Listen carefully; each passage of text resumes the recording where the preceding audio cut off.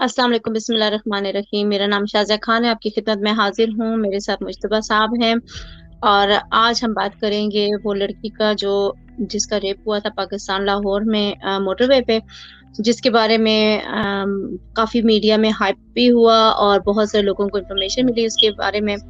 तो पहले मैं आपसे मुज्तबा साहब पूछूँगी कि आपकी नॉलेज में क्या-क्या इन्फॉर्मेशन है इस केस के बारे में? देखो शाजिया, हमने इस चैनल पहले भी इस चीज को मैंने एड्रेस किया था, लेकिन बात यह कि बहुत यहाँ पर मेरी समझ से बाहर है ये केस कि ये तो ऐसे केसेस कोई आज की बात नहीं है। ये तो बहुत केसेस है और ये तो जो है रोजाना की बात है पाकिस्तान में ऐसे केसेस होना। और मुझे नहीं पता कि शायद इसको इतनी ज्यादा हाइप क्यों मिल गई है, इतना ज्यादा वो इसको क्यों हो गया। ये शायद उस लड़की ने हिम्मत की और ये बताया, और शायद वो इंटरनेशनली फॉरेन थी जिसकी वजह से इसको ये हाइप मिल गई। आप इस चीज का अंदाजा लगाएं कि पाकिस्तान में 3,881 केस 2019 में रिपोर्ट हुए, 2019 में रेप और बच्चों के साथ और औरतों के साथ जो रेप केसेस रजिस्टर्ड हुए हैं। और ये वो रेप केसेस हैं जो रजिस्टर्ड हुए हैं पाकिस्तान में। आपको पता है 99% केसेस रजिस्टर्ड ही नहीं होते, क्योंकि लोग वो हिम्मत ही नहीं करते कि उनको पता है यार चलो एक तो मेरे साथ जो होना था वो तो हो गया, अब बाकी जो जिंदगी है मेरी वो भी मेरी अजाब में गुजरेगी। तो इसलिए लोग उसको रिपोर्ट ही नहीं करते। इवन के इस किसको ब्लेम केस हम में किसको भी देंगे? इवन के इस केस में भी शाजिया कि जब पुलिस आप ये हमारे मुआशरे का बहुत शॉकिंग फैक्ट है। आप इस मुआशरे का ये शॉकिंग फैक्ट देखेंगे, जब पुलिस उसके पास गई 1.5-2 घंटे बाद, जब उस औरत के पास, ये जो औरत थी, मैं उसका नाम नहीं लेना चाहता, कि जब उसके पास गई तो उसको उन्होंने कहा कि भी आप कौन है, तो उसने कहा कि जी मुझे गोली मार दो। उस औरत ने उस पुलिस वाले से रिक्वेस्ट की, हालांकि वो यहाँ की ब्रॉटअप की सारा कुछ यहाँ पे रही थी, उसके बावजूद उसने उसको कहा कि मुझे गोली मार दो। उसने कहा कि जब पुलिस वालों ने कहा कि क्या बात है ये हो, तो उन्होंने कहा कि नहीं हम ये नहीं कर सकते।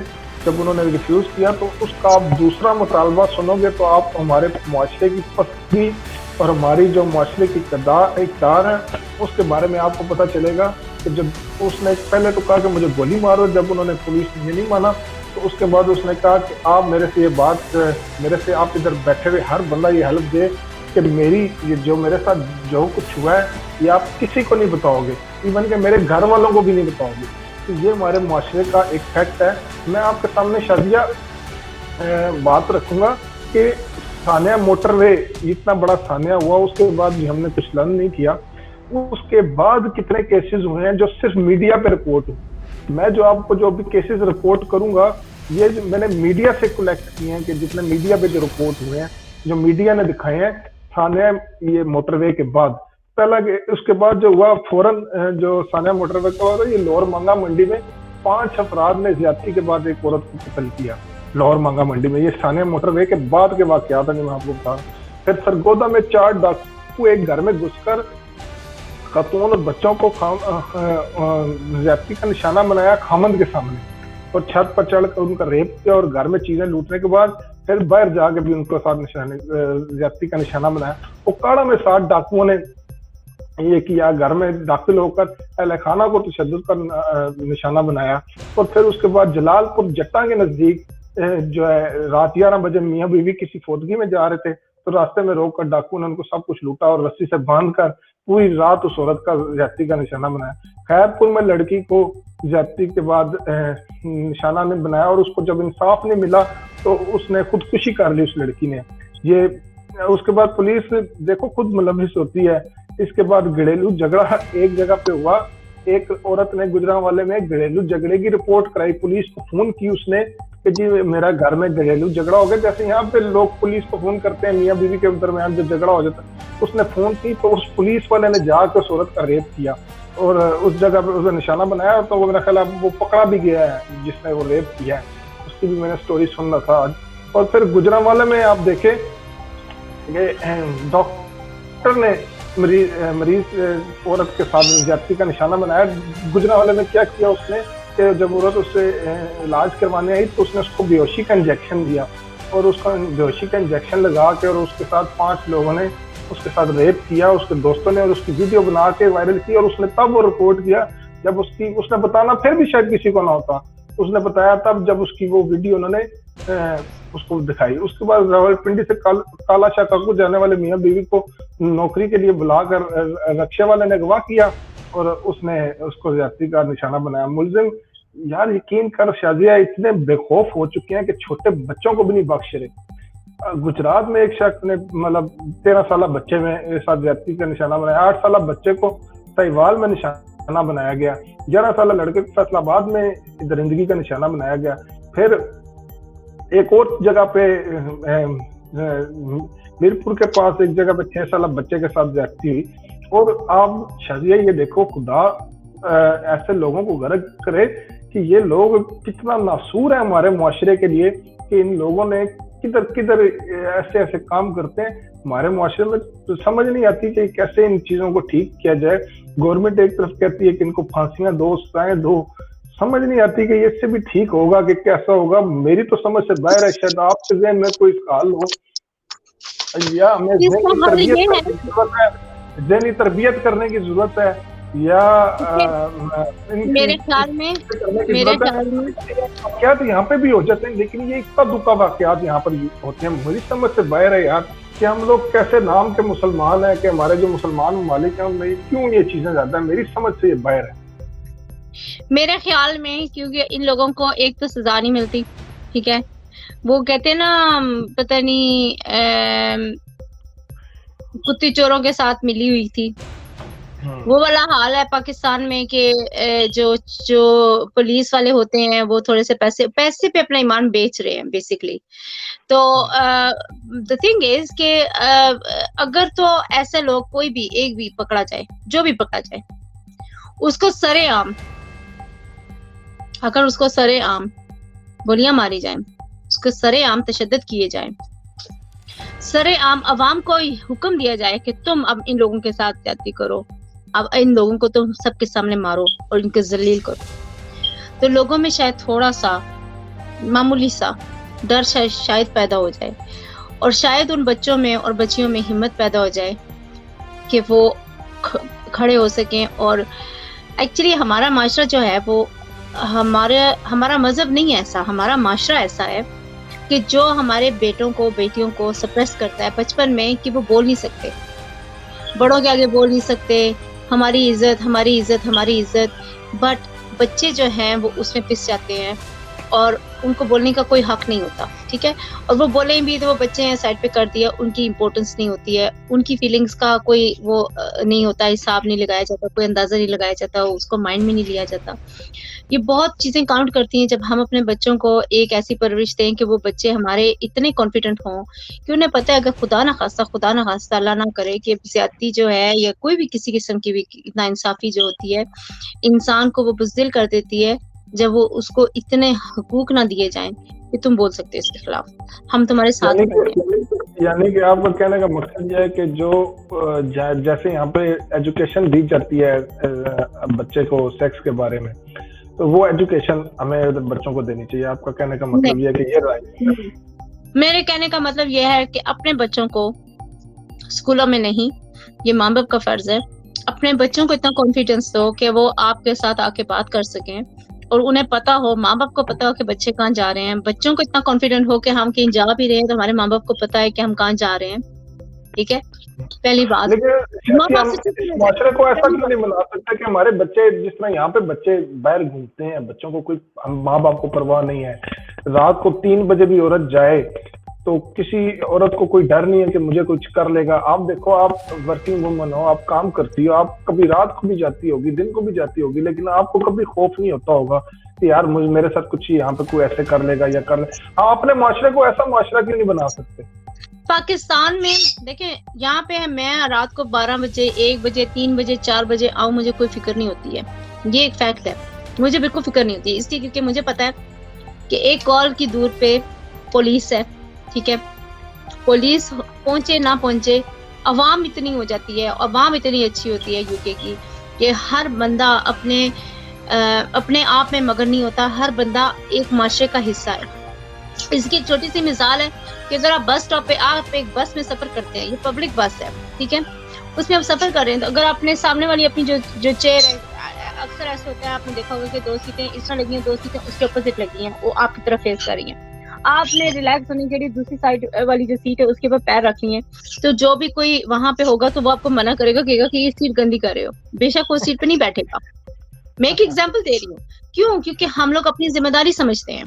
हम लोग, मैं बाहर जाऊंगी तो कोई बंदा होगा जो गंद फ्लोर पे फेंकेगा, तो मैं उसको अपनी जिम्मेदारी समझूंगी, उसको कहूंगी यहाँ से उठाओ, ये पब्लिक प्लेस है, इसको उठाओ, यहाँ पे गंद क्यों मचाया हुआ है। हम उसको काउंसिल में रिपोर्ट करेंगे और काउंसिल उसका एक्शन लेगी। ठीक है, ये तो एक मामूली सी बात है, ये इतनी बड़ी बातें हो जाती हैं।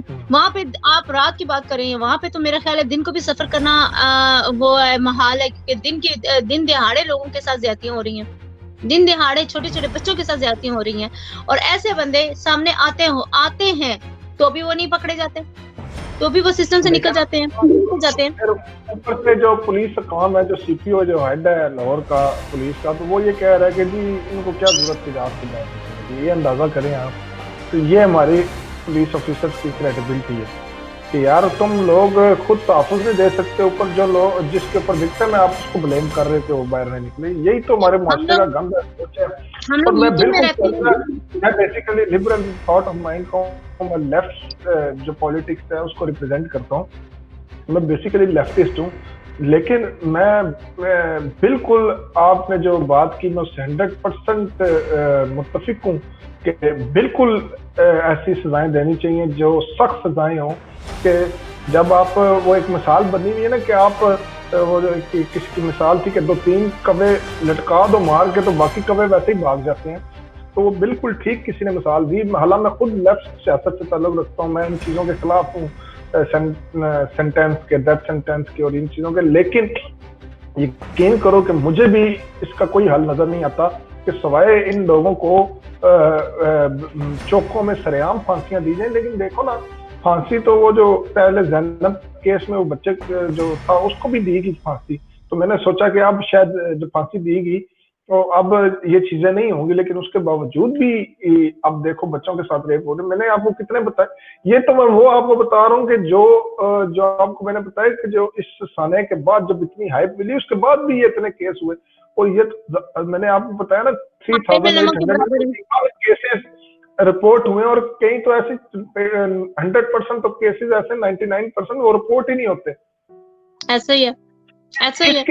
औरत ने ये कहा कि मेरी चीज रिपोर्ट ना करो, और फिर तुम मुझे शायद सबसे बड़ा जो चीज है, मुझे ये लगता है कि इस केस में पुलिस इन्वॉल्व है। देखें, उस औरत ने पहले कॉल की, मेरा तो सबसे बड़ा मुतालबा जो गवर्नमेंट से है ना, वो ये चीज नहीं है कि मुलजिम को पकड़ो। देखो, सबसे पहले हमने सिस्टम को बेहतर करना, मुलजिम पकड़ा जाएगा, मुलजिम आज नहीं तो कल पकड़ा जाएगा। वो अलग बात है कि पुलिस की जो क्रेडिबिलिटी है, वो क्या क्रेडिबिलिटी है कि 4 दफा वो उसके सामने से भाग चुका है। कहते हैं मुलजिम कसूर की तहसील में अपने रिश्तेदार के घर आएगा, और पुलिस उसके घर, पुलिस को रिपोर्ट थी कि अपने रिश्तेदार के घर आएगा, पुलिस जाके उधर घर में बैठ गई, और जब मुलजिम, आप हंसोगी कि जब वो मरकजी मुलजिम उसके घर में आया तो उसको शक हुआ मुलजिम को कि जी अंदर पुलिस होगी, तो वो उधर से वापस चला गया। तो उधर पुलिस इतनी अंधी बैठी थी तो उन्होंने बाहर क्यों नहीं फील्डिंग लगाई कि ये बाहर होगा तो हम इसको पकड़ेंगे, तो वो बाहर से गेट से वापस चला, और फिर पुलिस के सामने वो 3 दफा भागा है। ठीक है, एक दफा नहीं, एक दफा तो ये मैंने बताया, दूसरा दफा चिल्ला सत्तार शाह से भागा, साहिवाल से भागा। ये पुलिस को ऐसा बयान दे रहा है कि अच्छा, पुलिस ऊपर से इतनी स्टूपिड पुलिस है, क्या बयान दे रही है कि जी कोविड की वजह से जी ये लोगों ने मास्क पहना हुआ है तो इस वजह से हम उसको पकड़ नहीं सक रहे। ओ यार, बट पाकिस्तान में तो मास्क किसने पहना? पाकिस्तान में तो जब कोविड था भी तो उसमें भी मास्क किसी ने नहीं पहना, तो अब तो बहुत बेहतर हो गया, पाकिस्तान में तो कोविड है ही नहीं, लोग मास्क पहनते ही नहीं है। और अब कहने का मकसद ये है कि मेरी समझ से बाहर है कि क्या पुलिस किस तरीके से बात कर रही है, और मेरा तो कहने का ये है कि आप इस तरह करो कि पहले तो उसको इन्वेस्टिगेट करो कि औरत ने किन किन कॉल ऑपरेटर से बात की। पहले उस ऑपरेटर को जिसको कॉल की औरत ने, उसने क्यों नहीं रिस्पॉन्सिबिलिटी का मुजाहरा किया? उसको पता है, उसको नहीं पता था कि पाकिस्तान का क्या माशरा, रात को अगर इतने टाइम पे कॉल आ रही है तो उसने क्यों नहीं रिस्पॉन्स किया? अच्छा, फिर उसके बाद उस पुलिस वाले से जब कन्वर्सेशन हुई तो दूसरे के साथ बात हुई, तो उसने जो कॉन्फ्रेंस कॉल हुई उसको इन्वेस्टिगेट करो। उसके बाद फिर तीसरा बात ये पूछो कि वो जो ऑफिसर्स उस एरिया में थे वो 1.5 घंटे बाद क्यों पहुंचे? अगर वो टाइम पे बर वक्त पहुंच जाता तो ये काम नहीं होना था। वो क्यों पहुंचे? तो इन सब को अगर पुलिस वालों को इन्वेस्टिगेट करो, मुझे यकीन है कि इन पुलिस वालों में से भी कोई ना कोई निकलेगा, या खुद इन्वॉल्व होगा या फैसिलिटेटर होगा इनका, क्योंकि आप ये देखो कि ये समझ से बाहर है कि ये क्यों नहीं पहुंच सके। देखिए पुलिस, आप सही कह रहे हैं, पुलिस का डिपार्टमेंट एक और बात मेरे ध्यान में आई, ज़हन से निकल जाएगी इसी पॉइंट से आगे, कि उस औरत का बयान था, कि उस औरत का बयान ये था कि जब वो बंदे आए मेरे पास ये करने, तो उससे मुझे एक अंदर आ गए, उन्होंने जब वो किया तो वो इतने कॉन्फिडेंट थे जो मुलजिम थे, तो उनको पता था कि अंदर क्या है, जैसे उनको किसी ने खबर दी हो, वो इतने कॉन्फिडेंटली आए, उनको ये पता था कि अंदर क्या है। ये उस औरत ने बयान दिया कि उनको पता था कि अंदर क्या है। देखो ना, अगर चोर आता है तो वो पहले देखता है कि इसमें क्या है, पूरा सीन देखता है, फिर वो उसके साथ वो करता है। उन्होंने बेसिकली उनको 100% किसी ने इन्फॉर्म किया कि जाओ, और फिर उसके बाद पुलिस खुद कह रही है कि हमें नहीं पता जी कि कोई, हम उसके लिए छापे के लिए प्लानिंग करते हैं, हम उधर जाते हैं तो पहले से उसको कोई इन्फॉर्म कर देता है। तो बगैर तो तुम्हें कोई इन्फॉर्म करता है तो तुम्हारे अंदर में से ही कोई है ना जो इन्फॉर्म करता है उसको। क्योंकि यूके पाकिस्तान की जो पुलिस है वो इतनी अच्छी है, अगर वैसे देखा जाए तो, कि उनकी ट्रेनिंग, उनसे ट्रेनिंग जो है यूरोप की जो पुलिस वाले हैं वो लेते हैं, कि वो इतने फास्ट है। आपको किसने क्या पुलिस के, मेरा आपने पेट देखा होगा ना, मेरे से डबल पुलिस वाला पेट होता है पाकिस्तान में। नहीं, वो वाली पुलिस नहीं, जो स्पेशल फोर्स पुलिस होती है उसकी बात कर रही हूँ, कि वो बहुत अच्छे हैं अगर वो काम करना चाहें तो।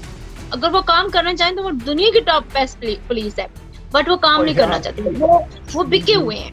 वो ऐसा नहीं है कि वो कर नहीं सकते। आप यकीन करो, नहीं यार, मैं आपसे इस बात पे इत्तेफाक नहीं। पाकिस्तान में पुलिस की जो है ना, वो बहुत ज्यादा, क्या एक लफ्ज इस्तेमाल होता है जो आपकी ट्रेनिंग में, वो कैपेसिटी बिल्डिंग, बहुत ज्यादा कैपेसिटी बिल्डिंग होने की जरूरत है पाकिस्तान में पुलिस की। पाकिस्तान, आप इस चीज का अंदाजा लगाओ कि पुलिस नहीं, सॉरी, मैं स्पेशल फोर्स की बात कर रही हूँ। तीन जगह पे जब वो भागा, तो एक जगह पे जब वो उसके पास गया तो उनको पता था कि ये हमारी इसकी साली के साथ बैठा हुआ है। साली ने बुलाया, उसने रिपोर्ट किया कि ये मेरे पास मिलने आएगा।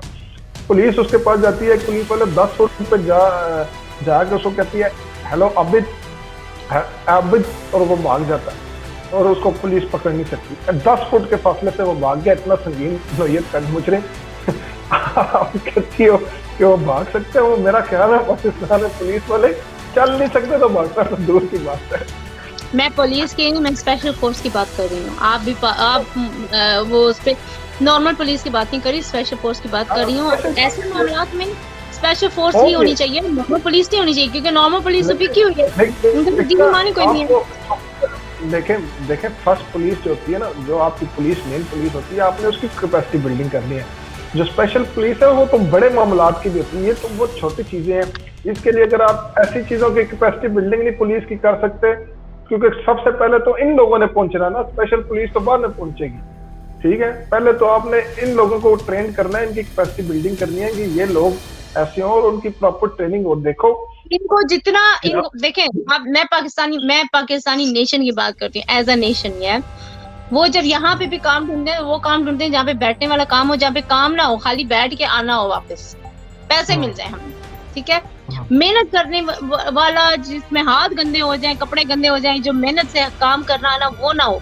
ठीक है, ये पाकिस्तान की मेंटालिटी है, ये हर तरफ है, हर तरफ है। ठीक है, वो वही पाकिस्तानी जब यूके आते हैं तो वो भी ऐसे ही वो यही चाहते होते हैं कि हमें काम ना करना पड़े।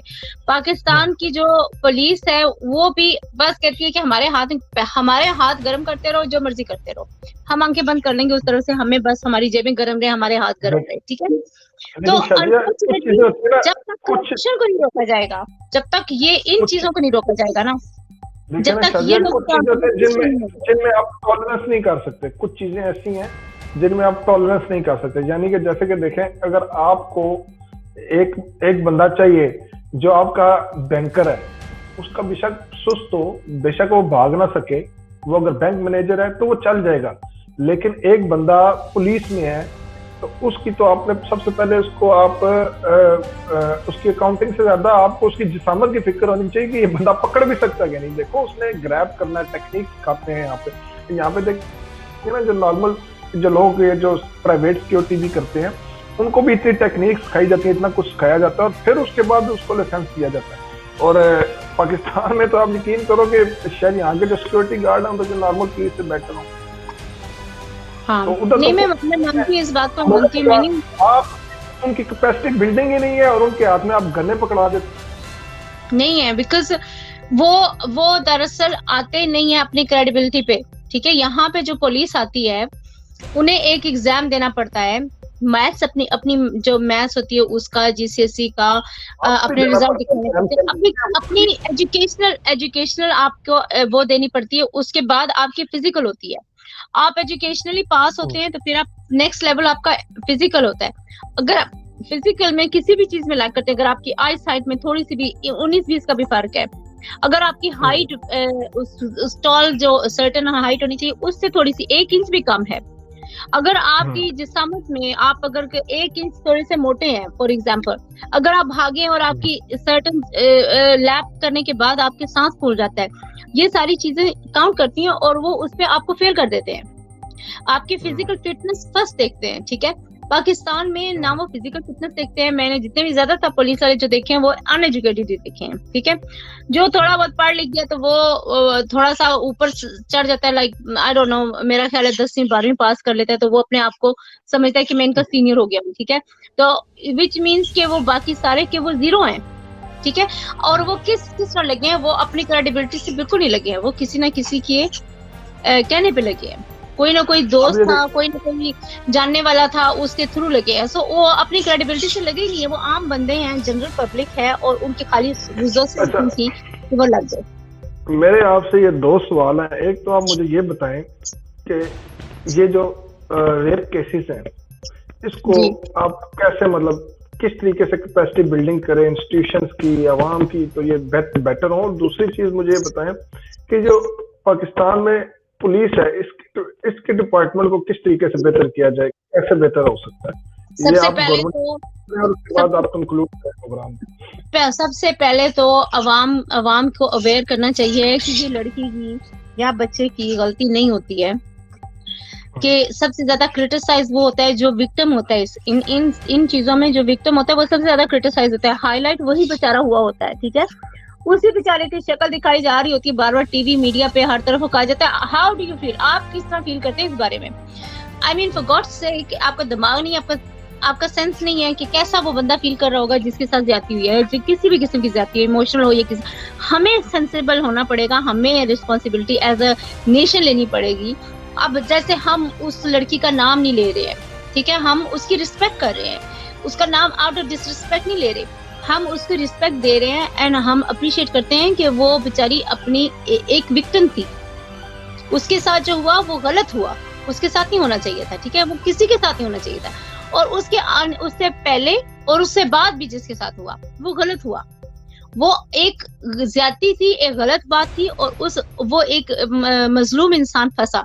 तो सबसे पहले हम एज अ नेशन हमारा माइंड सेट जो उसको चेंज करने की जरूरत है, ताकि हमारी जो बच्चे हैं और अब बच्चियां हैं उनमें इतनी एबिलिटी पैदा हो। अब यहाँ पे यूके में जब मामलात बिगड़ने लगे थे कि मुसलमान या हिजाब पहनने वाली लड़कियां, उनके साथ ज्यादती होने लग पड़ी, उन पे शराब फेंकना, उनको मारना, उनके स्कार्फ उतार देना, ये सब कुछ करना शुरू किया। तो आपको पता है कि यहाँ पे जो लोकल जिम्स वगैरह हैं, उन्होंने मुसलमान लड़कियों की जिम शुरू की है, ठीक है, मुसलमान लड़कियों को बॉक्सिंग सिखाई। अब वो लड़कियां हिजाब भी पहनती हैं, जलबाब भी पहनती हैं, बावजूद उसके उनको बॉक्सिंग आती है, बावजूद उसके उनको खुद को बचाना आता है। मैं सही कह रही हूँ, हकीकत है, ये टेक्निक सिखाई है, मैंने भी सीखी है, ऑफ कोर्स मैंने सीखी है। और ये मतलब हम अपने बच्चों को मजबूत करें, मैंने अपने बच्चों को डाला है, मैं चाहती हूँ कि मेरे बच्चे मजबूत हो। पहले तो हमें अपने आप से बिल्ड करना है। देखें, जो भी चीज शुरू होती है वो हमसे शुरू होती है, हम खुद को चेंज करेंगे तो आगे जाके चीजें चेंज होती है, ठीक है। हमें अपने बच्चों को सिखाना चाहिए कि इन हालात में खुदा ना खास्ता आप पड़ जाओ, अल्लाह ना करे, क्योंकि शैतान कहीं भी हो सकता है, मसाइल कहीं भी हो सकते हैं, वो पाकिस्तान हो, यूके हो या दुनिया का कोई भी मुल्क हो, मसाइल हो सकते हैं। सबसे पहले तो बच्चों को मजबूत होना चाहिए, सबसे पहले तो उन्हें अपने आप की प्रोटेक्शन आनी चाहिए। फर्स्टली उन्हें पता, यहाँ पे बच्चों को, छोटे छोटे बच्चों को कहते हैं स्ट्रेंजर डेंजर, यानी कि जो स्ट्रेंजर है वो खतरनाक है, चाहे वो कोई भी है, ठीक है, अगर आप किसी भी चीज से मिलते हैं। लेकिन ज्यादातर कई लोग ऐसे होते हैं जिनके साथ ज्यादतियां होती हैं, अपने करने वाले होते हैं, क्योंकि बच्चों के पास एक्सेस किनका होता है, सबसे पहले जिनको आप ट्रस्ट करते हैं उनका होता है। बच्चों के साथ जो नाइंसाफियां होती हैं या ज्यादतियां होती हैं, वो कौन करते हैं, सबसे ज्यादा वही करते हैं जो बच्चों के करीब होते हैं। तो सबसे पहले उनको दूर करना चाहिए। बच्चों को हमेशा ये सिखाना चाहिए कि माँ बाप के अलावा किसी के करीब ना हो, चाहे कोई भी हो, ठीक है, सबसे पहली बात है। सेकेंडली, बच्चों को इतना मजबूत करना चाहिए कि वो हालात अगर खुदा ना खास्ता उन पे इम्पोज हो भी जाए तो वो उससे फाइट कर सकें, ठीक है। थर्डली, हमें ये चाहिए कि हमें ऐसे औरतें रखनी चाहिए जो हमारी पुलिस फोर्स में हो, जो ऐसी बच्चों के साथ अगर ऐसी कोई बात हो तो वो मर्द ना हो जो उनसे बात करें, क्योंकि ऑलरेडी वो ऐसे अजाब से मेंटली गुजर चुकी हैं, इमोशनल ट्रॉमा से गुजर चुकी हैं। फीमेल ऐसी हो जिनको इन हालात का पता हो और वो मजबूत औरतें हों और उनको इस सिचुएशन में उन लड़कियों को, बच्चियों को डील करना आता हो, ताकि वो उनको काम कर सके, उनको इमोशनल ट्रॉमा से उसको डी एस्केलेट कर सके सिचुएशन को, ठीक है। और तीसरी बात ये कि जो वो मोर उससे सवाल करेंगे वो मोर एक्सपोज होंगी, वो मोर अनकंफर्टेबल फील करेंगी, क्योंकि हमारा कल्चर ऐसा है, हम लोग इतने ओपन नहीं है। तो हम लोगों को चाहिए कि हमें इस सेंसिटिविटी को देखना चाहिए कि किस नौयत का केस है और उस नौयत का उस लेवल के बंदे लाने चाहिए और ऐसी औरतों को लाना चाहिए और ऐसी औरतों को फील्ड में आना चाहिए जो पुलिस वाली हों, फीमेल्स हों, और वो ऐसी औरतों को एक सेंसिबल लेवल पे ला सकें, समझ सकें। और चौथी बात यह है कि हमारा अपना जो माशरा है उसको ठीक होने की जरूरत है और गवर्नमेंट लेवल पे उनको क्रेडिबिलिटी दे के लोगों को जॉब्स देनी चाहिए, ताकि वो पता हो। ये पॉइंट सबसे ज्यादा वेटेज देता हूँ, ये जो आपका ये वाला पॉइंट है कि हमें देखो एक ऐसा लीडर चाहिए, हमें एक ऐसा लीडर चाहिए जो लीडर का मकसद ये नहीं होता कि आपको ये करना वो करना। लीडर का मकसद ये होता है कि आपका किरदार को बिल्ड करना। आपका जो किरदार है, लीडर एक तरह का टीचर होता है, कौम का बाप होता है, उसका काम होता है कि लोगों का किरदार बिल्ड करना।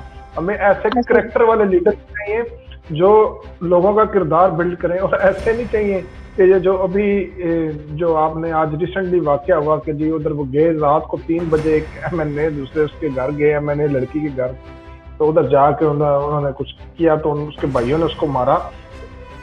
तो ऐसे लीडर्स नहीं हमें चाहिए।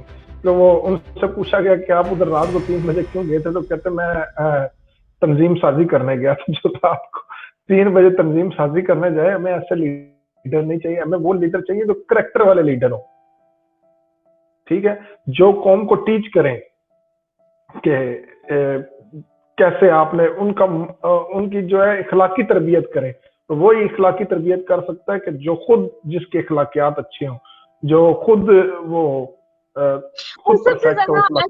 हर चीज हम लीडर पे नहीं डाल सकते हैं, हम लोगों को चाहिए हम एज ए पर्सन हमें जिम्मेदारी। मैं आपको एक बात बताता हूँ कि आप देखो इस माशरे में कोई 10 गर्लफ्रेंड रखता है, 20 रखता है, कोई पूछता नहीं है, लेकिन यहाँ पे भी लीडर्स की जो होती है निजी जिंदगी डिस्कस होती है, क्योंकि लीडर्स की प्राइवेट लाइफ नहीं होती। इस माशरे में भी लीडर्स के ऊपर ये देखा जाता है कि जिसकी ये थी, इसने इसके साथ बेवफाई की, यानी कि आप खुद पता होगा। लेकिन आम बंदों को इस चीज को नहीं इग्नोर किया जाता कि वो कहते हैं कि इसकी प्राइवेट लाइफ है, लेकिन लीडर्स की प्राइवेट लाइफ नहीं होती, क्योंकि उन्होंने करना होता है उनकी कौम की चीज। आई अंडरस्टैंड कि आप क्या कह रहे हैं। मेरे कहने का मतलब ये है कि हम जैसे अब हमारे लीडर्स फॉर एग्जांपल अब बच्चों की स्कूल की एजुकेशन जो कर रहे हैं उसमें जो चेंजेस ला रहे हैं, एज अ पेरेंट मैं परेशान हूँ, एज अ पेरेंट थाउजेंड्स बहुत सारे और परेशान हैं, ठीक है, हजारों लोग परेशान हैं। और हम लोग कई लोगों ने बच्चों को स्कूलों से निकाल लिया है, कई लोग होम ट्यूटिंग करा रहे हैं, कई लोग प्राइवेट स्कूलों में डाल रहे हैं, कई लोग इस्लामिक स्कूलों में डाल रहे हैं। इवन जूइश जो हैं वो उन बच्चों को निकाल रहे हैं उन नॉर्मल स्कूलों से और उन जूइश स्कूलों में डाल रहे हैं। और जो क्रिश्चियन जो वैल्यूज के साथ अपने घर को चला रहे हैं वो उन्होंने भी अपने बच्चे निकाल लिए हैं, ठीक है। सो कहने का मतलब ये है कि ये नहीं है कि हमने हर चीज लीडर पे छोड़ी हुई है। जहाँ पे हमारी जिम्मेदारी, हमारी सबसे बड़ी जिम्मेदारी हमारी एज अ नेशन नहीं है, हमारी सबसे बड़ी एज अ जिम्मेदारी हमारी पेरेंट्स बनती है। फर्स्ट पहले हम पेरेंट हैं, उसके बाद हम नेशन हैं। हम पहला अपना घर ठीक करते हैं, उसके बाद हम बाहर निकलते हैं, ठीक है।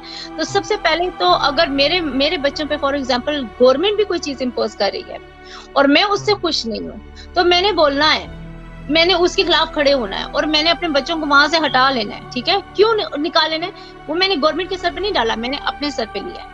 मेरी जिम्मेदारी है, बच्चे मेरी जिम्मेदारी है। कहने का मतलब ये है कि ठीक है, हम कई मामलात में गवर्नमेंट को ब्लेम कर सकते हैं, कह सकते हैं ये गलत है, वो गलत है, लेकिन बच्चों की अपब्रिंगिंग तो अब हर घर में जाके पेरेंट्स को नहीं कर सकते वो। अब ये जिम्मेदारियां माँ बाप पे आ जाती है। मैं शारजा ये कहना चाह रहा हूँ, गवर्नमेंट की बात नहीं कर रहा, मैं लीडर्स की बात कर रहा हूँ। लीडर ये नहीं कि गवर्नमेंट में हो, वो अपोजिशन में भी हो सकता है, वो कोई भी लीडर है, लीडर होता है। लीडर मैटर, लीडर को छोड़ दें, आप माँ बाप बने, माँ बाप पहले हैं, हम पहले माँ बाप भी है। उसके बाद आप जो है, आप उनकी भी जिम्मेदारी है कि जो फेसेस हैं इस टाइम कौम के, देखे ना, आप अगर यहाँ पे आते हैं तो यहाँ के जो गोरे हैं चंद लोगों को जानते हैं पाकिस्तान में। वो जो मेन लीडर्स होते हैं, जो सेलिब्रिटीज होते हैं, जो फेमस लोग होते हैं, वही फेस ऑफ कंट्री होते हैं ना, वही मुल्क का चेहरा होते हैं असल लोग।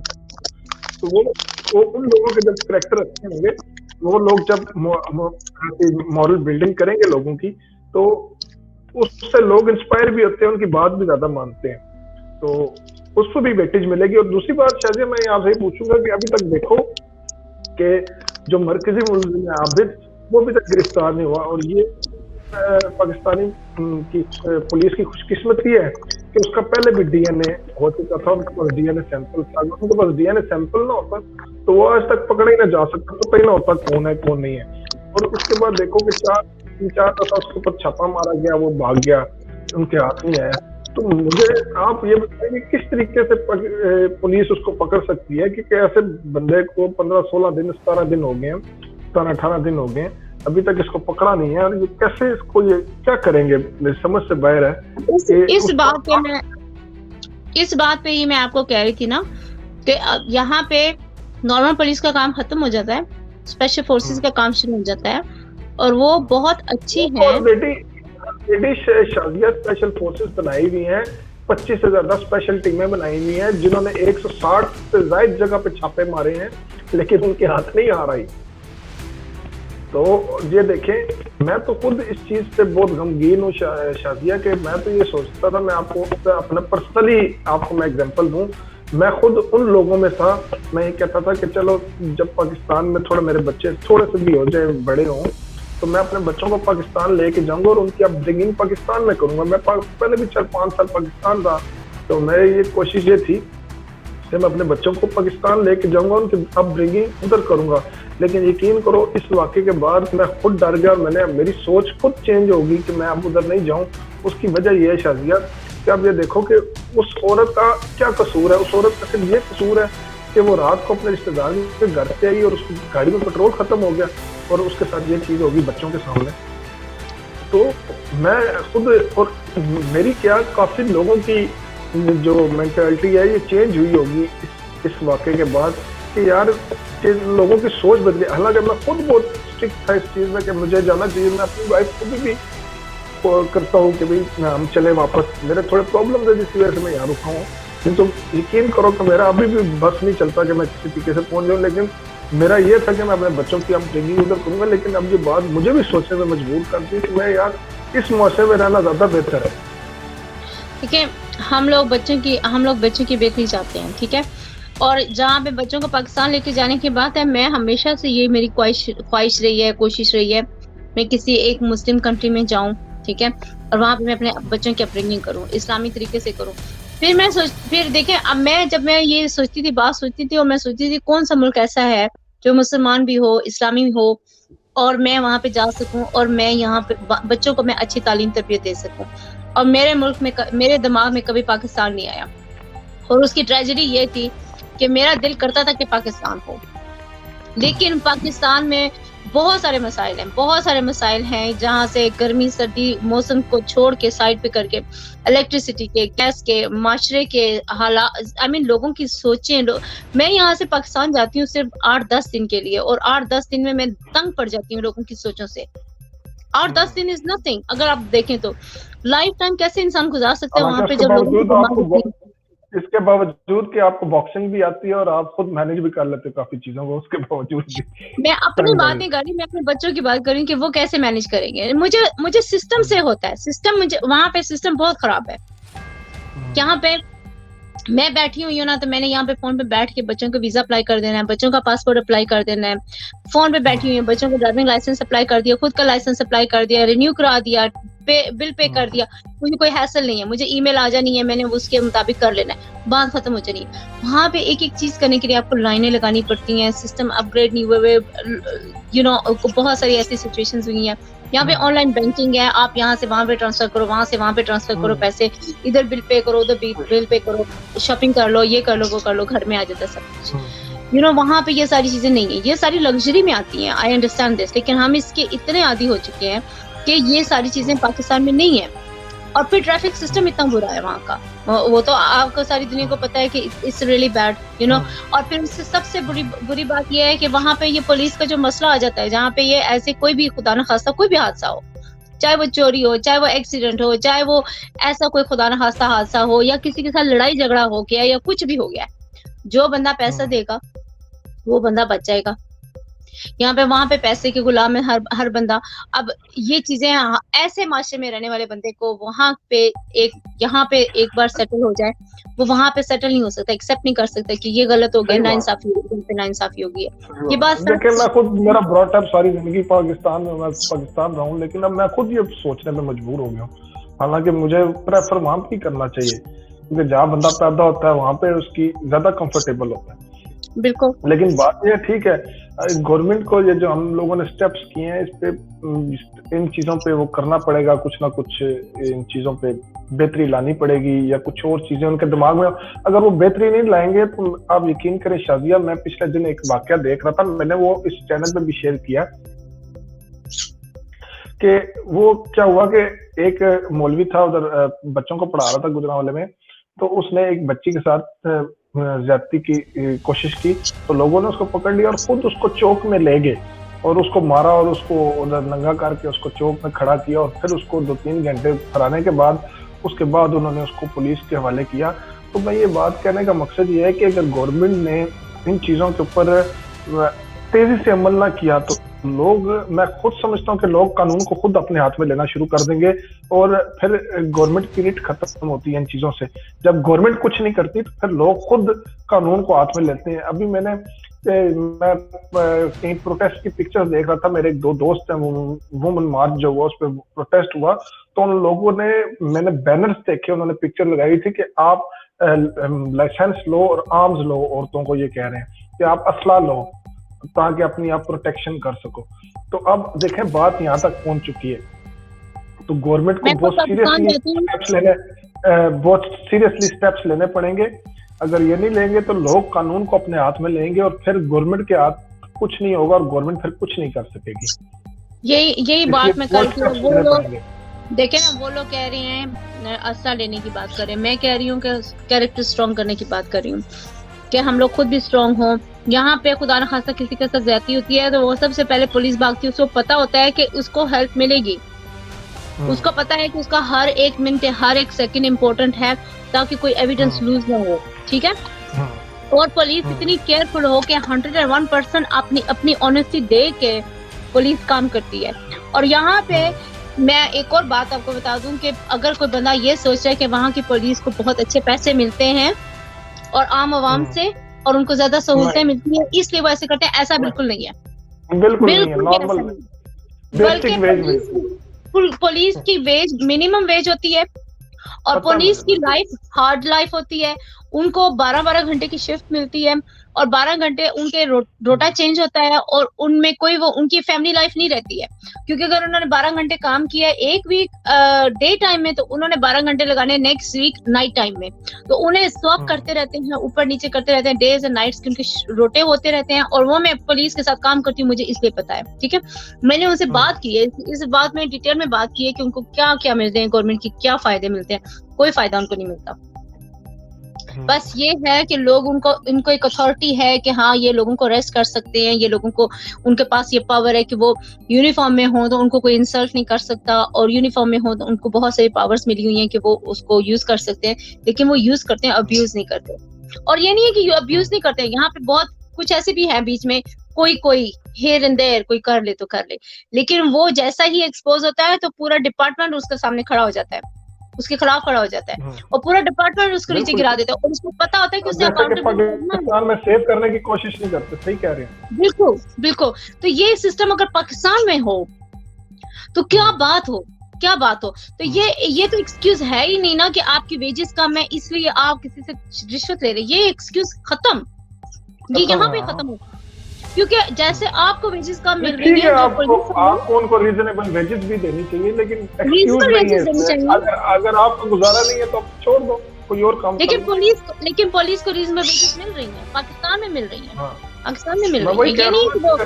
रीजनेबल नहीं आपको लगती कि भी मेरी एक चीज देखे ना, आप यहाँ पे आप आते हैं काम करते हैं, अगर आपको रीजनेबल नहीं लग रहा तो आप ऊंचाई से आप छोड़ दो कहीं और, जहाँ आपको रीजनेबल है वहाँ आप छोड़ दो वो चीज, अगर आपको रीजनेबल नहीं लगती। ऐसे ही आई एग्री विद दैट।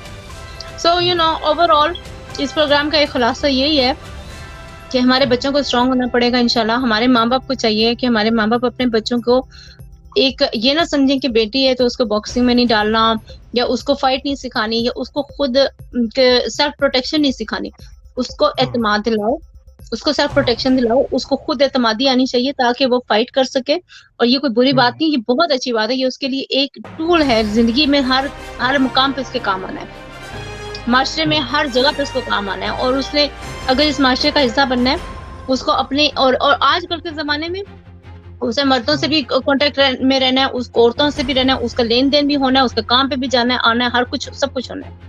सो इसलिए अगर वो घरेलू औरतें हैं तो भी अगर वो इतनी कॉन्फिडेंट होंगी तो ना वो अपने खामन से पिसेंगी, क्योंकि वो वहाँ पे खामन भी बहुत पिसते हैं, यू नो मारते हैं, ये करते हैं, वो करते हैं, ज्यादतियां होती हैं, सास बहू की ज्यादतियां होती हैं वगैरह वगैरह। ये भी नहीं होंगी, आपके बच्चे सेफ होंगे, आपकी बेटियां सेफ होंगी, अपने आप के लिए खड़ी हो सकेंगी, अपना दिफा कर सकेंगी, ठीक है, और एक माशरे को स्ट्रॉन्ग कर सकेंगी। दूसरी बात यह है कि मैं तो पर्सनली ये कहूंगी, मेरा ये पर्सनल मैसेज है, अब इसको आप कोई उस पे ना लेके जाना, ये मैं पर्सनली कह रही हूँ। अगर किसी को ऐसा कोई बंदा मिलता है जो ऐसा कर रहा है तो उसको डेफिनेटली पहले तो खुद सजा दो ना, अच्छे से प्रॉपरली चौराहे पे खड़ा करके सबके सामने, और सबको कहो कि इस पे हाथ साफ करें, उसके बाद ही उसको पुलिस के हवाले करें। वो भी उसका मैंने आपको बताया ना कि ऐसा हुआ है।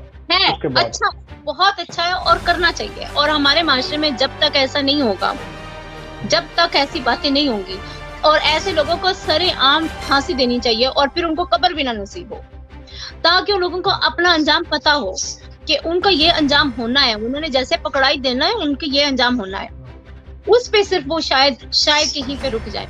और अगर उन्हें पता हो कि एक लड़की अपना दफा कर सकती है, 2-4 बंदों को गोली मारेगी आगे से, बाकी के सारे सोच में पड़ जाएंगे कि शायद इसके पास असला हो, शायद ये गोली मार सकती है, शायद ये पंच कर सकती है, शायद ये छुरी मार सकती है।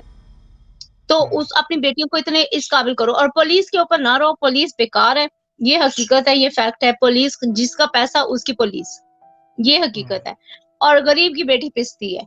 और मैं तो कहती हूँ गरीबों को चाहिए कि अपना दफा करने के लिए अपने आप को इतना मजबूत कर ले ताकि ऐसे कुत्ते बिल्ले जो हैं वो कम से कम आपकी जिंदगी में ना आ सकें। मैं यकीन करो कि मैं जो आपको कह रही हूँ, मैं इस चीज से डरता हूँ कि अवाम को, ठीक है अब अवाम अगर नहीं करेगी गवर्नमेंट तो ये काम अवाम को करने पड़ेंगे, लेकिन मैं इस हाकिमियों के अवाम की ये काम करने से पहले गवर्नमेंट को बोल्ड स्टेप्स लेने चाहिए ताकि अवाम को इन चीजों की काम करने की जरूरत ही ना पड़े। मैं टोटली एग्री करती हूँ, लेकिन अगर नहीं हो रहा और इतने सालों से नहीं हो रहा तो क्या उम्मीद है कि आगे होगा? कौन सी उम्मीद है? उम्मीद करनी चाहिए, उम्मीद की दुनिया कायम, दुआ कर सकते हैं, लेकिन हमें पता है एक फैक्ट है, एक रियलिटी हमारे सामने है। कहते हैं आप शेर को कितना तोलेंगे, शेर ने सवा शेर नहीं होना, वो शेर ही रहना है। तो जब ये बात पता चल जाए और जब पता है कि अगर एक भी बंदा करप्ट है, एक गंदी मछली जो पूरे तालाब को गंदा करती है, एक भी बंदा आपके हाथ में लगे जो गलत है, उसको वहां पे फौरन देर अंदर सजा दो और सब मिलके दो सजा। बिल्कुल सही बात। जब सब सजा दोगे मिलके तो जो कोई दूसरा करने वाला होगा उसके दिल में दिमाग में जरूर ये ख्याल आएगा कि मैं ना करूं। बिल्कुल सही कहा। तो अपने बेटों को, अपने बेटियों को, अपने बच्चों को इतने मजबूत कर दो कि ऐसे कुत्ते बिल्ले जब उनकी जिंदगी में आए तो उनको वो बर्बाद करके रख दें ताकि वो आगे किसी के काबिल ना रहे। सही बात। इतनी हिम्मत होनी चाहिए हमारी अपनी औलाद में, हमारी नस्लों में। बिल्कुल सही कह रहे हैं। इस छोटे से पैगाम के साथ कि अल्लाह पाक सबकी बेटियों को, सबके बेटों को महफूज रखे, सबके बच्चों को अपने आमीन, हिफ्ज़-ए-मान में रखे, आमीन, क्योंकि सबके बच्चे हमारे बच्चे हैं और हमारे बच्चे आपके बच्चे हैं। आमीन, उसके आमीन, साथ दुआओं के साथ, बहुत सारी दुआओं के साथ और बहुत सारी सिम्पैथीज़ के साथ हमारी तरफ से अल्लाह हाफ़िज़ एंड अल्लाह इंशाल्लाह हाफ़िज़, जल्दी ही मिलते हैं। इंशाल्लाह, अल्लाह इंशाल्लाह।